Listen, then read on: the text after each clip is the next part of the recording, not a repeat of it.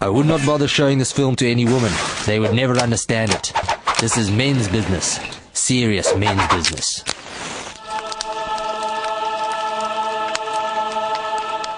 Mac was at the braai, and Stu was at the braai, and I was at the braai. 3 men standing around a braai, sipping beer, staring at boerewors, rolling them backwards and forwards, never leaving them alone. We were drawn there like moths to a flame. The braai was a powerful gravitational force, a mad magnet. Hey, bro, Stu said the thin ones could use a turn. I said, yeah, I reckon the thin ones could use a turn. Mac said, they could definitely do with a turn. It was a unanimous turning decision. Mac was the tong master, a true artist. He gave a couple practice snaps with his long silver tongs before moving in, prodding, teasing, and with an elegant flick of his wrist, rolling them onto their little backs. Unless the tong man would have flicked too hard, the sausages would have gone full circle back to where they started. Kevin was passing us. He heard the siren song sizzle of the sausages. The braai was calling, beckoning. We said how's it and began the braai shuffle. Mac shuffled to the left, Stu shuffled to the left, I shuffled to the left, Kevin slipped in beside Stu. We sipped our beers. Now there were 4 of us staring at the burry. Mac gave me the nod, my cue. I was the second in command. I had to take the raw sausages out of the plastic bag and lay them on the braai. The chipolatas were tiny. They could easily slip down between the grill, falling into the molten hot netherworld below. Carefully I laid them sideways across the grill. Mac snapped his tongs with approval. What do you ever think? Good work. Nice one. There was no greater braai honour.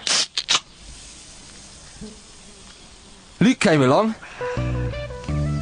The irresistible lure of the braai had pulled him in too. How is it? Hey.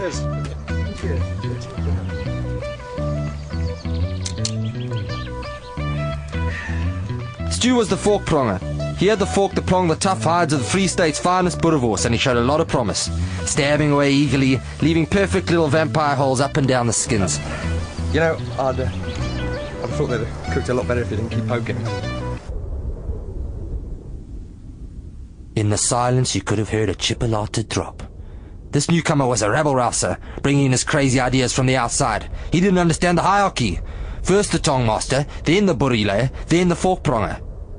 Everyone below was just a watcher. I'll just,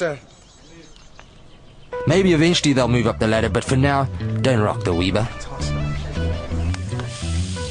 Then Wendy came up. Smells good, guys. She was trying to jostle into the circle. We closed ranks, but she was keen, heading for the only available space, out there on the other side. The gap in the circle where all the smoke and ashes blew. Nobody could survive the gap. Nobody had ever survived the gap. Wendy was going to try. She stood there stubbornly, smoke blinding her eyes, ashes filling her nostrils, sausage fat splattering all over her arms and face until she could take it no more. We sipped our beers.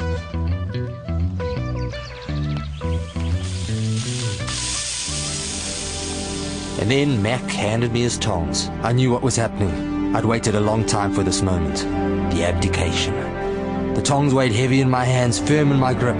Was I ready for the responsibility? Yes, I was. I held them up high and proud. I was the tong master. But only until Mac got back from the toilet.